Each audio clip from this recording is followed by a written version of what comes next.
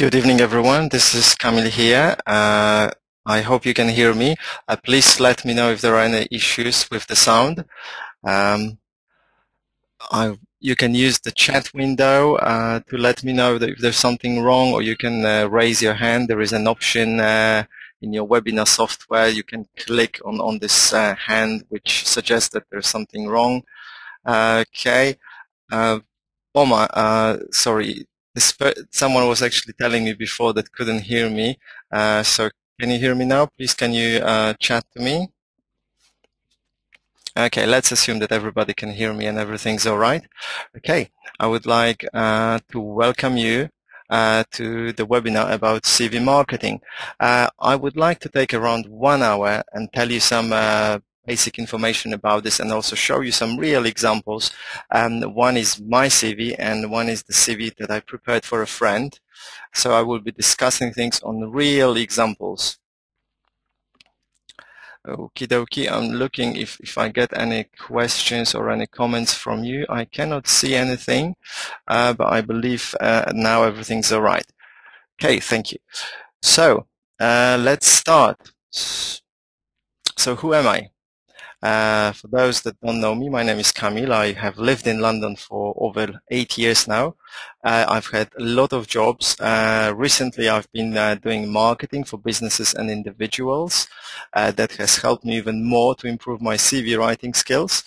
Before that, I used to do IT support on very high level, up to third line, fourth line, which means very advanced. I also used to teach, and also I coach people every now and then, especially my friends. That's more of my hobby.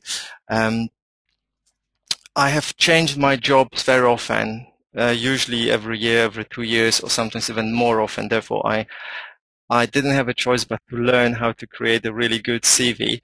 And I have done a lot of research into CVs, how to get a job.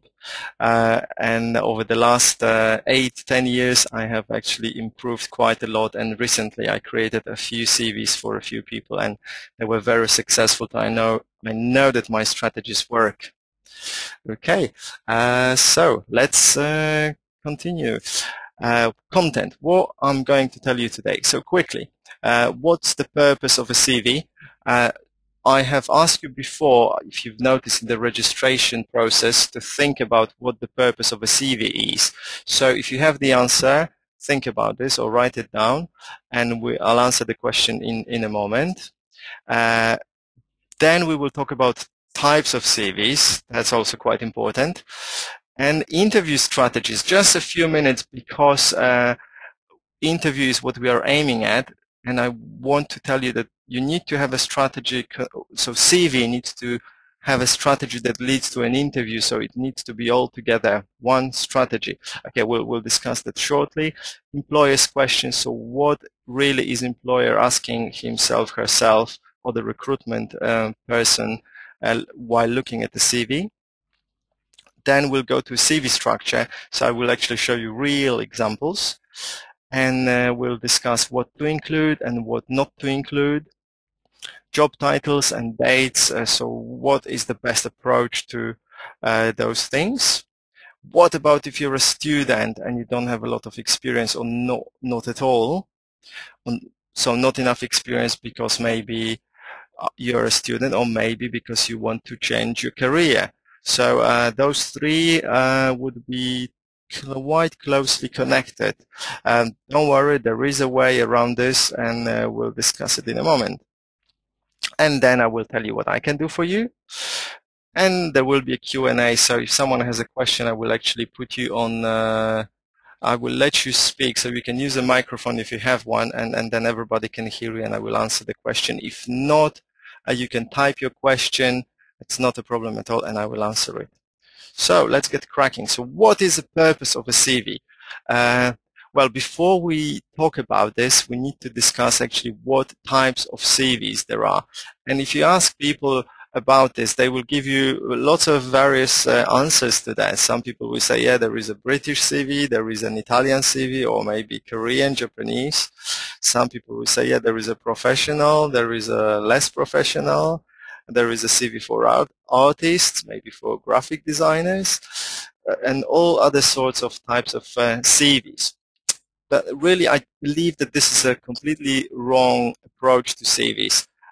Well, obviously, there are some cultural and how to say it, profession-specific things that you need to think about when you write your CV, but this is not the right approach. What you need to start with is something else. So as far as I'm concerned, there are only two types of CVs. That's very simple. The first type is the CV that gets you interviews, and the other one that doesn't get you interviews. That's it. That's very simple. So what is the real purpose of a CV? Again, to get you an interview. That's the real purpose of a CV. Now, why is this important? For very simple reason. When people write their CVs, they don't think about that the purpose is the interview, but the purpose of a CV is to present your work history or to present your qualifications. No, you can use your work history, you can use your qualifications to help you get you the interview, but that's not the purpose. The purpose is to get an interview. Now, there are many implications of that, and I'll show you real examples. Because our aim is to get to an interview, we need to have simple interview strategies. Now, there has been some research done, and it was discovered that one of the main criteria is likability. So if the people who interview you like you, you have the highest probability of being hired. They even don't know about this. So if you ask them why they hired a person, they will usually say, yeah, because this person had really great qualifications or work experience that we need. But in reality, the decision was based on whether they like the person or not, because they are going to work with this person. When you go to an interview, remember you need to go there from the position of power. So it's not them interviewing you only, but it's also you interviewing them as well. So you cannot go there and, oh, please hire me. No, you are interviewing them. You need to ask them a question to see if you can actually work with them. And if you are desperate to work with them, pretend that you are not, because nobody really wants to hire desperate people. Like you wouldn't want to go on a date with a desperate person, would you? It's the same at work.